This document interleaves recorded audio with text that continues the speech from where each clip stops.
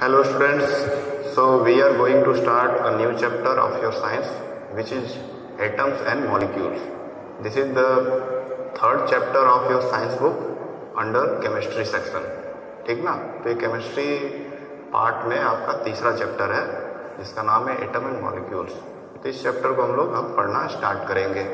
तो सबसे पहले जो हमको इस चैप्टर का नेम में दिख रहा है एक छोटा सा वर्ड एटम, ये क्या है इसको जानना जरूरी है कि एटम होता क्या है। What is an atom? Atom है क्या? तो एटम अगर कहा जाए तो किसी भी मैटर का सबसे छोटा जो यूनिट होता है, सबसे छोटा जो पार्ट होता है जिससे millions of trillions of atom मिल करके एक मैटर बनता है, कोई वस्तु बनता है, चाहे वो ये बोर्ड हो या चेयर हो, टेबल हो या कोई लिविंग ऑर्गेनिज्म हो, कोई भी चीज़ हो, जो भी मैटर के अंतर्गत आता है वो एटम से मिलकर बना होता है। यानी किसी भी मैटर का सबसे स्मॉलेस्ट यूनिट क्या है? एटम है। जिस तरह से लिविंग ऑर्गेनिज्म का सबसे स्मॉलेस्ट यूनिट सेल होता है, उसी प्रकार से अगर हम लोग कहा जाए तो किसी भी मैटर का, चाहे वो लिविंग हो नॉन लिविंग हो, उसका सबसे छोटा यूनिट होता है एटम। ठीक, जिसको कि परमाणु भी बोलते हैं, हिंदी में परमाणु भी बोलते हैं, है ना। अब तो ये तो हो गई एटम की बात।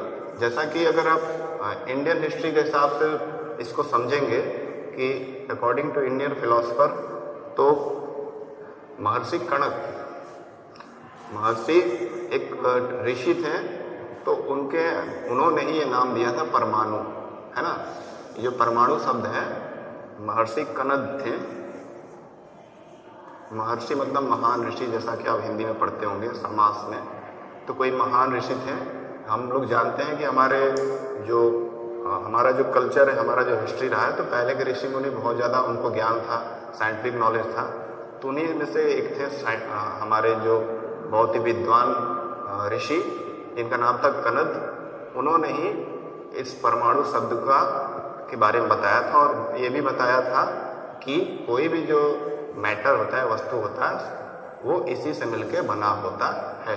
ठीक, उसके बाद फिर वेस्टर्न कल्चर में आएंगे, पाश्चात्य देश में आएंगे। ये तो हमारा अपने यहाँ का खोज है। सबसे पहले तो महर्षि कणद को ही माना जाता है परमाणु शब्द को देने के लिए या परमाणु के बारे में बताने के लिए।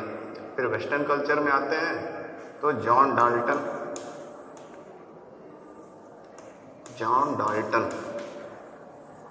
नाम के साइंटिस्ट थे। तो उन्होंने सबसे वेस्टर्न वर्ल्ड में अगर देखा जाए तो जॉन डाल्टन ने ही सबसे पहले एटम शब्द के बारे में बताया, एटम के बारे में बताया कि atom is the smallest unit of any matter. ठीक, अब इसमें भी काफ़ी सारी गलतियां हैं, डिमेरिट्स हैं, कुछ उनके पॉइंट्स वैलिड हैं, कुछ पॉइंट्स उनके इनवैलिड हैं। तो उसके बारे में सारा हम लोग इस चैप्टर में पढ़ेंगे कि कहाँ तक उन्होंने सही बताया था और कहाँ तक उनमें गलतियाँ पाई गई थी। ठीक, तो वेस्टर्न वर्ल्ड में जॉन डाल्टन ने एटम शब्द दिया सबसे छोटे यूनिट को जो किसी मैटर को बनाता है, और कणद जो सबसे पहले माना जाता है कि किसी व्यक्ति ने एटम को या परमाणु को बताया था, उसके बारे में बताया, तो महर्षि कणद थे। तो ये तो हो गया एटम के बारे में बात। अब उसके आगे हम लोग बढ़ते हैं और हमको मेन जो पढ़ना है, जो हमारा स्टार्टिंग है चैप्टर का, लॉ ऑफ केमिकल कॉम्बिनेशन। उसके जानने से पहले हम लोगों को कुछ एलिमेंट्स के एटॉमिक नंबर और मास को लर्न करना बहुत ज़रूरी है। बिना उसको याद किए आप इस लॉ ऑफ केमिकल कॉम्बिनेशन को उतना आसानी से नहीं समझ पाएंगे, आपको समझ में आएगा ही नहीं। तो इसलिए जानना ज़रूरी है कि कुछ element up to atomic number 25 या 30 तक आपको उनके मास और एटॉमिक नंबर याद होने चाहिए, एलिमेंट्स को सीरीज वाइज। तो चलिए लिखते हैं। 80 number means atomic number and atomic symbol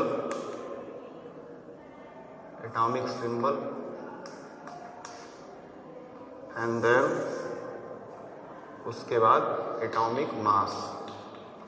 हर एक एटम का एक अपना पार्टिकुलर मास होता है, उसको एटॉमिक मास बोलते हैं। और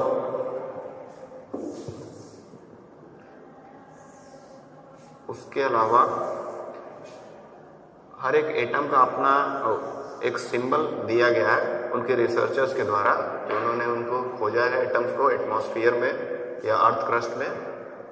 और एटॉमिक नंबर मीन्स कि उस पार्टिकुलर एटम में कितने इलेक्ट्रॉन हैं, ये सारी चीज़ें आप बाद में पढ़ेंगे अभी। उसके बेसिस पे उनको एटॉमिक नंबर दिया गया है। मान लीजिए किसी एटम में 1 इलेक्ट्रॉन है तो उसका एटॉमिक नंबर 1 होगा।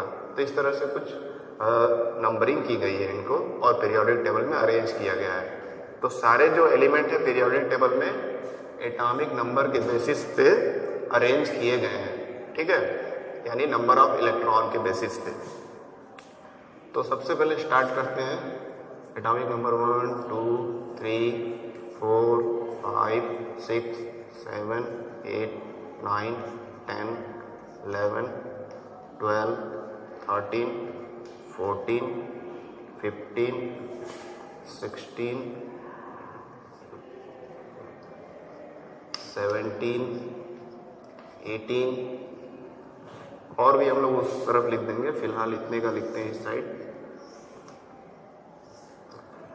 तो एटॉमिक नंबर 1 पर जो एलिमेंट या एटम आता है वो है हमारा हाइड्रोजन। हाइड्रोजन का सिंबल H, फिर हीलियम, फिर lithium, hydrogen helium lithium beryllium, फिर बोरॉन, देन कार्बन, कार्बन का C, नाइट्रोजन का N और ऑक्सीजन का O, फिर फ्लोरीन का F, नियॉन का Ne, देन 11 पे है सोडियम हमारा Na से। इनके नाम अलग हैं और सिंबल थोड़े से कहीं कहीं पे डिफर करेंगे, तो उसके बारे में भी हम लोग आगे चैप्टर में पढ़ेंगे। फिलहाल आप इसको ऐसे ही लर्न करें। नियॉन हो गया, सोडियम हो गया 11 पे, देन 12 पर मैग्नीशियम Mg, देन 13 पर एल्यूमिनियम Al, 14 पर सिलिकॉन, 15 फास्फोरस का P, 16 सल्फर, 17 पर आपका क्लोरीन और 18 पर आर्गन। तो ये कुछ हो गए 18 तक। इसके मास लिखते हैं।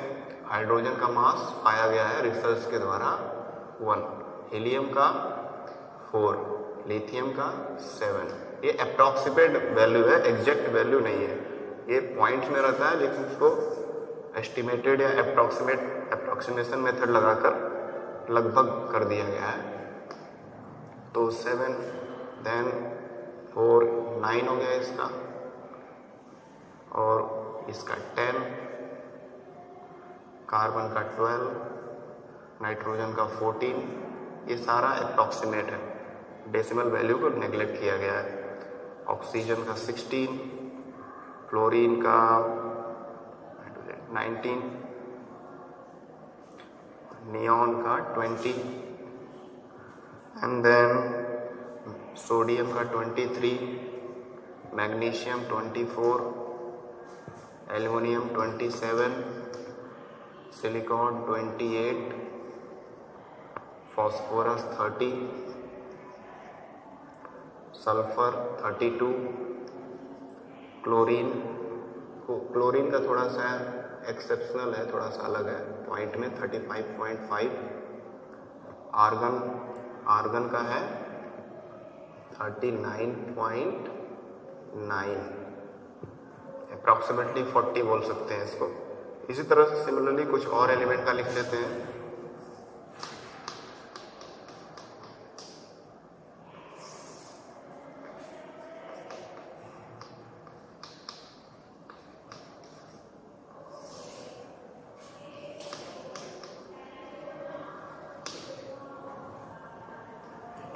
तो नेक्स्ट है 19 नंबर। 19 पे हमारा आएगा फिर 20, 21, 22, 23, 24, 25, 26, 27, 28, 29 और 30। 19 में हमारा है पोटेशियम का सिंबल है K। 20 पर आएगा कैल्शियम जिसका सिंबल है Ca। 21 पे आएगा स्कैंडियम जिसका सिंबल है Sc। 22 पे आएगा vanadium scandium then titanium Ti। फिर 23 पे vanadium scandium titanium vanadium chromium. फिर 25 पे मैंगनीज, 26 पे आयरन। फिर 27 पे कोबाल्ट के बाद 27 पे कोबाल्ट, 28 पे निकल। फिर 29 पर कॉपर और 30 पर जिंक। ऐसे तो काफ़ी सारे एलिमेंट हैं, अप्रॉक्सीमेटली 110 हैं और बहुत सारे अभी रिसर्च किए जा रहे हैं और बहुत सारे पाए जा रहे हैं नेचर में। फिलहाल आपके क्लास के अकॉर्डिंग आप 20 तक भी लर्न कर लेंगे तो काफ़ी इजी रहेगा आपके लिए, क्योंकि अभी तक क्लास 9-10 तक इतना आपको ज़रूरत रहता है। अप टू एटॉमिक नंबर 20 तक उसके एटॉमिक नंबर और मास याद करने ज़रूरी है। बाकी इनमें से भी कुछ और थोड़े आगे के भी एलिमेंट कभी कभार आते हैं, मोस्टली यहाँ तक आपको याद होना चाहिए। तो पोटेशियम का है एटॉमिक मास 39.10, कैल्शियम का है अप्रॉक्सीमेट 40 और स्कैंडियम का है, मुझे देखना पड़ेगा, इनके थोड़े से वैल्यूज एब्रप्ट होते हैं, इतने सिंपल या डायरेक्ट नहीं होते हैं, ये आपको जल्दी याद नहीं होंगे, आपको कई बार रखना पड़ेगा। बाकी इनके तो अप्रॉक्सीमेट लिए जाते हैं। बाकी फिर 21 से जो ट्रांजिशन एलिमेंट होते हैं इनके मास काफ़ी डिफर करते हैं और इनको पॉइंट में ही लेना पड़ता है, अप्रॉक्सीमेट नहीं किया जाता है। यहाँ पे कुछ एक्सेप्शनल केसेस हैं जिसको पॉइंट में हम लोग लिया गया है। बाकी आगे के जितने भी हम लोग लिखेंगे एटॉमिक मास, उनके मासेस हम लोग को एग्जैक्ट लिखने हैं जितने वो कैलकुलेट किए गए हैं। तो स्कैंडियम का है 44.95, देन टाइटेनियम का है 47.86, फिर वेनेडियम का है 50.94, chromium 51.99, then manganese 54.93, then iron जो Fe से लिखा हुआ है वो है 55.84, देन कोबाल्ट 58.93, उसके बाद निकल है 58.69 एंड कॉपर का है 63.54 और इसका है 65.38। तो ये कुछ आपको एलिमेंट के मास, उनका क्रम, उनका एटॉमिक नंबर याद होना ज़रूरी है। जितने उनके एटॉमिक नंबर होते हैं उतने ही उस एटम में इलेक्ट्रॉन्स होते हैं, ठीक। तो ये आप सीक्वेंस से अप टू 20 तक जरूर लर्न कर लें, कैल्शियम तक। और उसके अलावा अगर आपको लर्न हो जाता है 30 तक तो ये बेटर है, आपको क्लास 10 तक इतने से ही मतलब है। उसके आगे आपको हायर क्लास 11-12 में थोड़े आगे पढ़ने पड़ेंगे। फिलहाल 10 तक क्लास के लिए इतने सफिशिएंट है, अप टू 20 तक भी। तो ये आपको अगर लर्न हो जाए देन हम लोग आगे प्रोसीड करेंगे लॉ ऑफ केमिकल कॉम्बिनेशन पे, और जिसकी हेल्प से हम लोग चीज़ों को समझ पाएंगे। और इनका हेल्प बहुत ज़रूरी है, एटॉमिक नंबर का, एटॉमिक मास का यूज बहुत ज़्यादा ज़रूरी है इस चैप्टर में, कि कैसे मॉलिक्यूल्स बनते हैं, वहाँ पर हम लोग को एटॉमिक नंबर का ज़रूरत पड़ता है। और किस प्रकार से law of chemical, law of conservation of मास या लॉ ऑफ कांस्टेंट प्रोपोर्शन जो है, उसमें हम लोग किस तरह से एटॉमिक मास का यूज करेंगे, ये भी ज़्यादा ज़रूरी है। तो ये दोनों चीज़ें बहुत ज़रूरी हैं इस पूरे चैप्टर में, हर जगह पे कहीं ना कहीं इनका यूज आना है।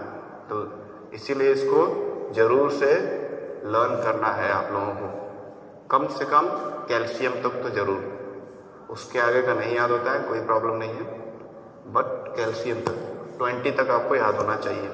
ठीक, तो चलिए अब आगे बढ़ते हैं।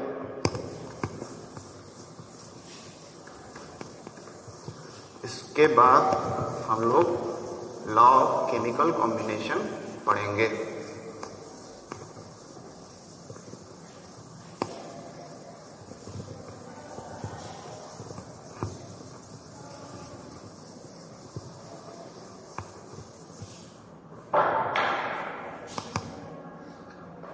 हाँ, तो लॉ ऑफ पहला जो टॉपिक इस चैप्टर का है, आफ्टर इंट्रोडक्शन ऑफ एटम, कि एटम क्या होता है, थोड़ा सा शॉर्ट डिस्क्रिप्शन हिस्ट्री वाला पढ़ लिए हम लोग।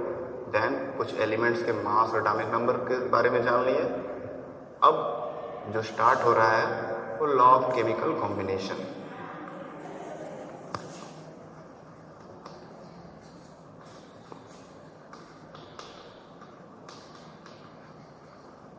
लॉ ऑफ केमिकल कॉम्बिनेशन का मतलब है कि किस तरह से एटम है या मॉलिक्यूल्स है वो कंबाइंड होते हैं और वो किस सिद्धांत पे, किस थ्योरी पर कार्य करते हैं और क्या बनाते हैं। उनके पीछे कोई वजह है, कोई थ्योरी है। ऐसे ही कुछ भी एटम मिलकर के कोई मॉलिक्यूल नहीं बनाते हैं या उनका एक पार्टिकुलर जो फार्मूला होता है ऐसे ही नहीं बन जाता है। उसके पीछे कुछ थ्योरीज दी गई हैं, उसी को हम लोग को पढ़ना है। तो इसके अंतर्गत जो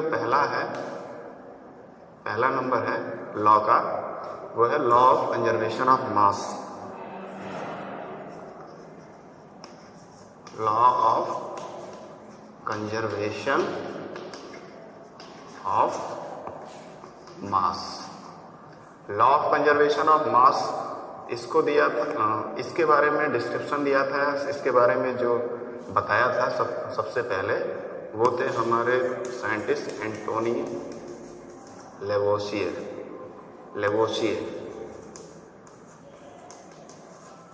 जिनको कि फादर ऑफ केमिस्ट्री भी बोला जाता है। इनका बहुत ज़्यादा कंट्रीब्यूशन है, कई सारे लॉज और कई सारे रिसर्च इन्होंने किए हैं केमिस्ट्री के फील्ड में। तो दैट्स वाई इनके कंट्रीब्यूशन के ऑनर में इनको फादर ऑफ केमिस्ट्री बोला जाता है, एंटोनी लेवोसियर को। तो एंटोनी लेवोसियर ने ही law of conservation of mass दिया था। अब ये लॉ कहता क्या है, इस लॉ के according mass can neither be created nor be destroyed. कोई जो मास है, कोई द्रव्यमान है किसी भी चीज़ का, वस्तु का, वो ना तो बनाया जाता है ना ही उसको मिटाया जा सकता है। वो जैसा है वैसे ही रहेगा, उसमें कोई चेंज नहीं होता है। ठीक, तो इसी को बोलते हैं law of conservation of mass. Conservation का मतलब आप समझते होंगे संरक्षित करना, सुरक्षित रखना, यानी उसमें कोई भी फेरबदल ना होना। तो मास में कोई भी फेरबदल या चेंज नहीं होता है। ऐसा एक्सपेरिमेंटली एंटोनी लेवोसियर बोलते हैं या कई लोग लेवोसिए बोलते हैं, ने बताया था। ठीक ना, ठीक। तो एंटोनी लेवोसियर ने ये बताया था कि mass can neither be created nor be destroyed, it always exist as a constant. यानी मास में कोई भी परिवर्तन नहीं होता है। कोई वस्तु का मास है तो जैसे का तैसे रहेगा, ना ही हम लोग मास को बनाते हैं ना ही उसको डिस्ट्रॉय कर सकते हैं। मास हमेशा बराबर रहता है। इसको समझाने के लिए कई सारे एक्सपेरिमेंट का उन्होंने सहारा लिया, या उनके बाद के जो साइंटिस्ट थे उन्होंने भी एक्सपेरिमेंट के बेसिस पे या उसकी हेल्प से इस लॉ ऑफ कंजर्वेशन ऑफ मास को समझाया। तो चलिए एक ऐसे कोई सिंपल सा रिएक्शन लेते हैं जिससे हम लोग समझेंगे कि क्या है लॉ ऑफ कंजर्वेशन ऑफ मास।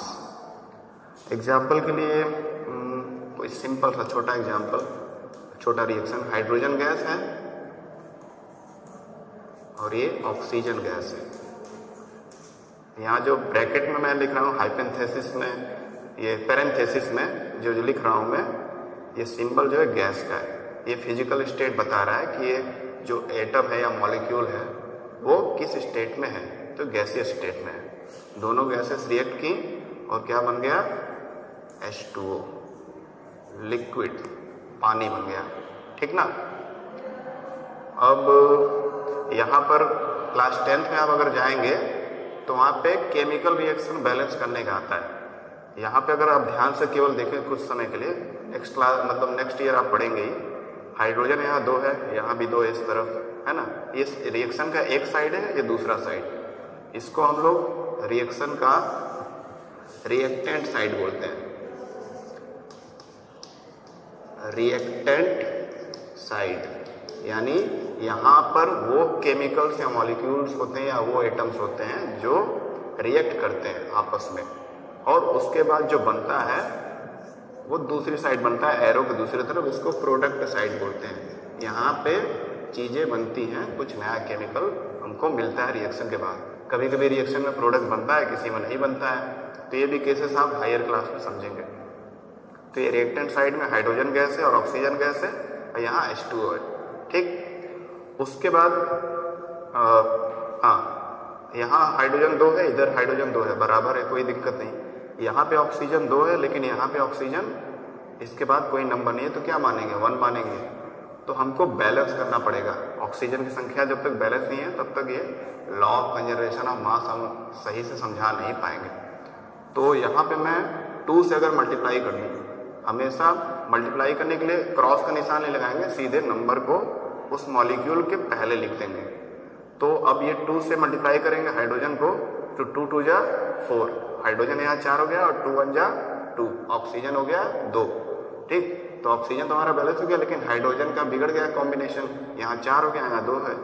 तो अब इसको 4 करने के लिए क्या करेंगे, यहाँ पे 2 से मल्टीप्लाई कर देंगे, 2 2 जा 4, तो यहाँ भी 4 हाइड्रोजन और यहाँ भी 4 हाइड्रोजन हो गया, ठीक। हाइड्रोजन भी बराबर हो गया और ऑक्सीजन भी 2 1 जा 2 बराबर। अब सारा रिएक्शन हमारा बैलेंस है। अब बैलेंस रिएक्शन है, मैं कुछ ऐसा भी रिएक्शन ले सकता था जो ऑलरेडी बैलेंस रहता है, लेकिन मैंने थोड़ा सा इम्बैलेंस वाला रिएक्शन लिया ताकि बैलेंस करना भी आपको थोड़ा सा समझा दूँ। अब ये रिएक्शन हमारा तैयार है। इसके बाद हम लोग चेक करेंगे कि लॉ ऑफ कंजर्वेशन ऑफ मास कैसे इस पे अप्लाई हो रहा है या कैसे जस्टिफाई करेंगे। तो हाइड्रोजन का मास जैसा कि मैंने अभी लिखा था 1 होता है ना, उसका एटॉमिक नंबर भी 1 होता है और मास भी। और कितने हाइड्रोजन यहाँ पर हैं, कितने, 4 है ना, तो 4 × 1, 2 2 जा 4, 4 हाइड्रोजन है, तो 4 × 1 प्लस ऑक्सीजन कितने हैं,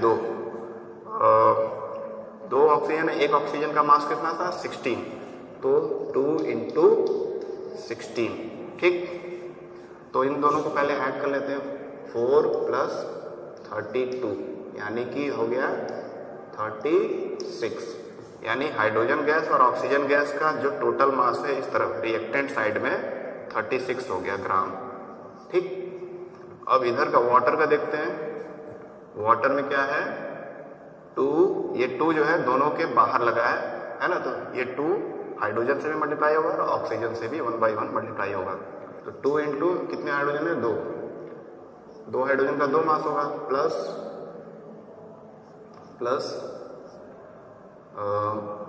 ये ब्रैकेट, 1 मिनट, चूंकि एक कॉमन नंबर है बाहर तो 2 को ऐसे लिखेंगे, देन अंदर इस सारे जो एलिमेंट्स हैं, एटम है, हाइड्रोजन ऑक्सीजन के, उनके मास को ऐड करेंगे। तो 2 हाइड्रोजन है तो 1 × 2 प्लस ऑक्सीजन 1 है तो 16, ठीक, ये हो गया। तो 2 1 2 जा 2 प्लस 16, हम इन दोनों को ऐड करेंगे, 16 + 2 18, 18 आ गया। अब 18 का ऐसे 2 से मल्टीप्लाई करेंगे, आएगा 36। तो यहाँ भी देख रहे हैं 36 ग्राम और यहाँ भी 36 ग्राम, यानी रिएक्टेंट का जो मास था और प्रोडक्ट का जो मास था सेम है, उसमें कोई अंतर नहीं है। तो इस तरह से जितने भी केमिकल रिएक्शन आप पढ़ेंगे हायर क्लास में या जब भी पढ़ेंगे तो उसमें पाएंगे, या कहीं भी रिएक्शन के अलावा जो भी कुछ क्रियाएं होती हैं हमारे ब्रह्मांड में, धरती पर, तो उसमें मास जो है, ना ही हम मास को बनाते, ना उसको ब्रेक मतलब खत्म कर सकते हैं, डिस्ट्रॉय नहीं कर सकते हैं, और जैसे का तैसा मास बैलेंस रहता है, उसमें परिवर्तन नहीं होता है। ये तो रिएक्शन के माध्यम से आपको समझाया जा रहा है, ऐसा हर केस में होता है। तो मास हाइड्रोजन गैस का हाइड्रोजन गैस और ऑक्सीजन गैस का जो भी था कंबाइंड फॉर्म में, वो जो नया मॉलिक्यूल बना है इनके रिएक्शन से, यानी वाटर बना है, उसके मास के बराबर है, क्योंकि उसका मास भी सेम आ रहा है ना। तो मास कहीं गया नहीं, डिस्ट्रॉय नहीं हुआ, पहले से मौजूद था, कुछ इसका मास था, कुछ इसका मास था, दोनों मिला के 36 था, और रिएक्शन के बाद वही 36 हमको इसमें मिल रहा है, क्योंकि दोनों मिला के एक ही ये वाटर का मॉलिक्यूल बना रहे हैं, ठीक। तो तो दोनों तरफ मास बराबर हो गया। और किसी रिएक्शन को भी हम लोग करके समझ सकते हैं। एक और एग्जाम्पल लिया जाए, ये पहला एग्जाम्पल था। दूसरा एग्जाम्पल कोई सिंपल रिएक्शन लेते हैं, नहीं तो फिर आपको बैलेंसिंग करना पड़ेगा। बैलेंसिंग फिलहाल आपको नहीं समझना है, वो क्लास 10th के पहले चैप्टर में है। सिंपल सा ले लेते हैं, कार्बन प्लस ऑक्सीजन। कार्बन यानी कि कोयला, कोल को जब कंबशन करते हैं उसका ऑक्सीजन से रिएक्शन कराते हैं तो फिर क्या बनता है, CO2, कार्बन डाइऑक्साइड गैस बनता है। गैस के लिए सिंबल भी बनाते हैं बहुत सारे रिएक्शन में। ये अपर सिंबल का मतलब है कि गैस इवेपोरेट होकर ऊपर जा रहा है, क्योंकि गैस हल्की होती है ऊपर जाती है, हैवी चीज़ नीचे रहती है, तो ये सिंबल भी बनाते हैं। ये कार्बन हमारा सॉलिड फॉर्म में कोयला है, गैस हमारा गैसियस फॉर्म में गैसियस स्टेट है, एंड CO2 गैस भी CO2 हमारा गैस है। ये तीनों के फिजिकल स्टेट मैंने लिख दिए, रिएक्शन लिख दिया। अब इनका मास 1 by 1 काउंट करते हैं या ऐड करते हैं। कार्बन का मास कितना था, 12। अगर आप याद रखे होंगे वो टेबल, तो कार्बन का मास 12 प्लस, अब ऑक्सीजन कितने हैं, 2 है। एक ऑक्सीजन का मास कितना था, 16, तो 16 × 2, क्योंकि 2 ऑक्सीजन है। 12 प्लस 16 2 जा 32, तो 32 प्लस 12 कितना हो जाएगा, 44। तो 44 ग्राम का कार्बन और ऑक्सीजन मिल रहा है, रिएक्शन कर रहा है आपस में। फिर क्या बना रहा है, CO2। अब इस CO2 का मास भी 44 ही आना चाहिए, क्योंकि लॉ ऑफ कंजर्वेशन तो यही कहता है कि मास पहले जैसा था बाद में भी वैसा ही रहेगा, है ना। जितने ग्राम से मिल के बना है CO2 उतना ही ग्राम का ये होना चाहिए, उससे न ज़्यादा रहना चाहिए ना ही कम। तो चलिए देखते हैं, यहाँ पर कार्बन है, एक है कार्बन 12 प्लस ऑक्सीजन 2, 16 × 2। तो जैसा कि हम लोग देख पा रहे हैं सिमिलर रिजल्ट आ रहा है, सेम टू सेम सॉल्यूशन सारा चल रहा है। तो 44 ग्राम है ना। तो रिएक्टेंट साइड में जो कार्बन और ऑक्सीजन रिएक्ट कर रहे हैं, एक दूसरे से रिएक्शन कर रहे हैं, उनका मास और बने हुए प्रोडक्ट यानी कार्बन डाइऑक्साइड गैस जो प्रोडक्ट है हमारा, उसके मास के बराबर है। तो इस तरह के कई सारे रिएक्शन का एग्जाम्पल आप लिख करके समझ सकते हैं कि लॉ ऑफ कंजर्वेशन ऑफ मास क्या कहना चाहता है, कि मास जैसा है स्टार्टिंग में रहता है वैसे ही एंड में भी रहता है, ना ही हम उसको क्रिएट कर सकते हैं ना ही उसको डिस्ट्रॉय कर सकते हैं। और ये सबसे पहले समझाया था, बताया था एंटोनी लवोसिए ने, फादर ऑफ केमिस्ट्री। ठीक, अब आते हैं दूसरे लॉ पर। तो यही था, आई होप आप आराम से और अच्छे से समझ गए होंगे।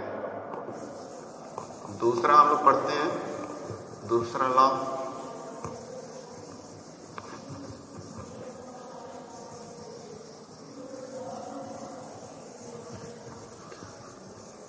दूसरा क्या है, दूसरा लॉ ऑफ कांस्टेंट प्रोपोर्शन।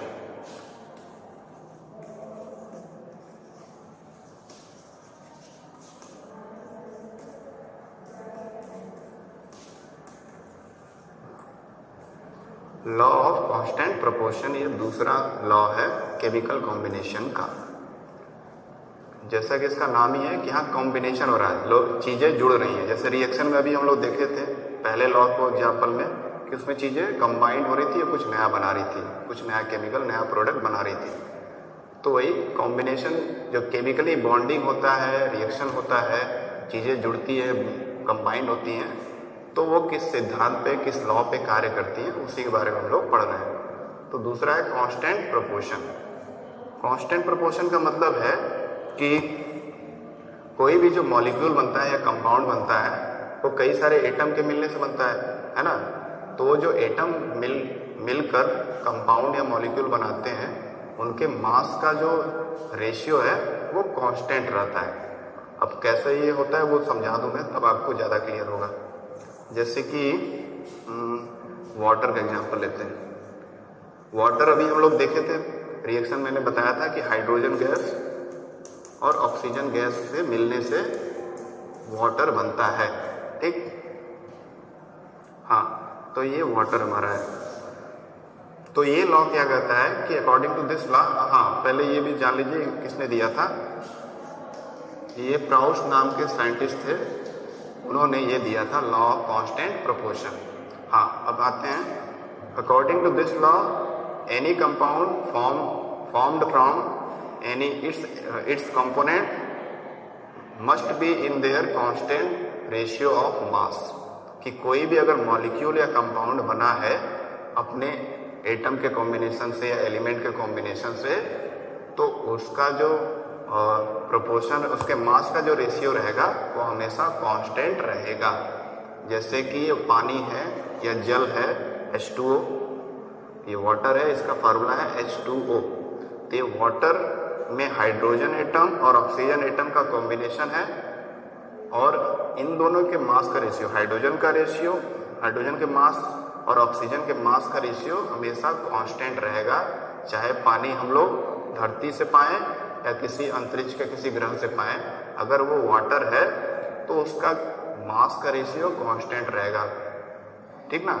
उनके मास का रेशियो जो रहेगा वो कांस्टेंट रहेगा। अब कैसे रहेगा वो समझाता हूं मैं। तो H2O ये है, इसका फॉर्मूला थोड़ा दूर लिख दिया मैं। हाइड्रोजन कितने हैं? 2। एक हाइड्रोजन का मास कितना होता है? 1। तो 2 हाइड्रोजन का मास 1 × 2। ऑक्सीजन का मास कितना होता है? 16। ठीक। तो हम लोग जिन एलिमेंट से, जिस एटम से मिलकर के कंपाउंड बना है, उनके मास का रेशियो निकालेंगे। यही इसका कहने का अर्थ है। और ये जो रेशियो रहता है वो कांस्टेंट रहता है, हमेशा एक जैसा रहता है। तो ये 2 × 1 = 2 हो गया, 2:16। अब ये कॉमन फैक्टर्स हैं तो इसको हम लोग काट सकते हैं। 2 × 1 = 2, 2 × 8 = 16, यानी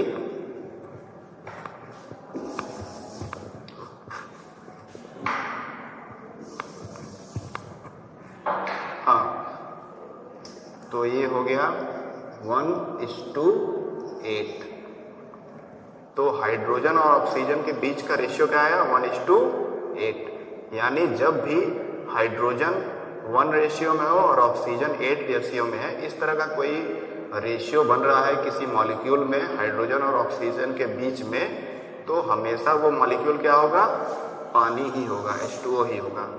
ये रेशियो चाहे अंतरिक्ष में किसी केमिकल का पाया जा रहा है तो वो क्या होगा? पानी होगा। ठीक। तो ये इसमें समझाया जा रहा है कि constant proportion, law of constant proportion में कोई भी मॉलिक्यूल जिस एलिमेंट से या एटम से मिलकर बना होता है, उनके मास का जो रेशियो रहता है हमेशा कांस्टेंट रहता है, हमेशा एक जैसा रहता है, उसमें कोई चेंज नहीं होता है। भले वो चीज़, वो केमिकल कहीं भी पाई जाए, कहीं से भी कोई भी रिएक्शन करके बनाया जाए। जैसे पानी को बनाने के कई सारे रिएक्शन है ना। जैसे हाइड्रोजन गैस और ऑक्सीजन गैस से या और कोई रिएक्शन से भी पानी बन सकता है। अब आगे पढ़ेंगे, बहुत सारे रिएक्शन है। तो किसी भी रिएक्शन से बने या कहीं से भी पानी मिले, उसके मास का रेशियो, हाइड्रोजन और ऑक्सीजन के मास का रेशियो हमेशा क्या रहेगा? 1:8। वो कभी चेंज नहीं होगा। इसी तरह से एक और एग्जाम्पल ले लेते हैं। ये हमारा पहला एग्जाम्पल हो गया। दूसरा कार्बन डाइऑक्साइड ले लेते हैं, CO2 गैस। तो CO2 गैस में क्या करेंगे? ये हमारा C रेशियो ऑक्सीजन। तो कार्बन का मास कितना होता है? 12, और ऑक्सीजन का मास 16 × 2, क्योंकि एक ऑक्सीजन का 16 होता है। तो 12:16, 2 × 32। ये हो गया। अब ये कॉमन फैक्टर्स हैं तो इसको 2 के कॉमन फैक्टर है, 2 से या 4 से काट सकते हैं इसको। 4 × 3 = 12 और 4 × 8 = 32। तो 3:8, ठीक ना। और यहाँ 1:8 आया था। तो जब भी कहीं भी किसी भी स्थान पे, किसी भी ग्रह पे, कहीं भी अगर कार्बन और ऑक्सीजन के बीच में 3:8 का रेशियो का मास का रेशियो आ रहा है, तो वो डेफिनेटली इंडिकेट करेगा कि वो कंपाउंड क्या है? कार्बन डाइऑक्साइड है, और कुछ नहीं हो सकता। क्योंकि हर एक जो केमिकल है उसके मास का रेशियो हमेशा क्या होता है?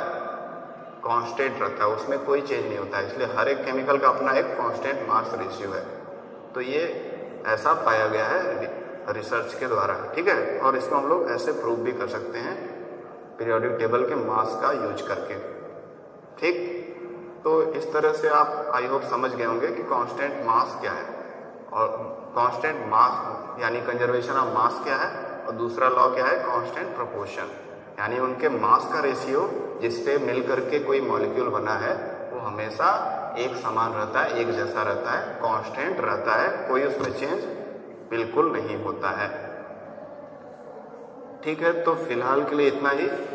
नेक्स्ट क्लास में हम लोग आगे पढ़ेंगे इसके। आप आज पहले क्लास में तो सबसे पहले क्या करेंगे, 1 to 20 कम से कम एटॉमिक नंबर 1 से लेकर 20 तक का एलिमेंट्स का नेम, उनका सिंबल और साथ में उनका एटॉमिक मास एटॉमिक नंबर के साथ याद कर लेंगे। वो याद कर लेंगे तो आगे की चीज़ें जो हम लोग पढ़ेंगे इस चैप्टर में वो आपको और ज़्यादा क्लियर होगी, आसानी से समझ में आएंगे। अगर वो याद नहीं रहेगा तो आगे और सारे केमिकल फार्मूले हैं, मैथमेटिकल टर्म्स हैं, कुछ फार्मूले हैं एटॉमिक मास मॉलिक्यूलर मास निकालने के, वो आपको समझ में नहीं आएंगे। तो इसलिए ये पहले आप लर्न कर लीजिए और आई होप ये दोनों topic law of chemical combination के आपको समझ में आ गए होंगे। Okay, thank you.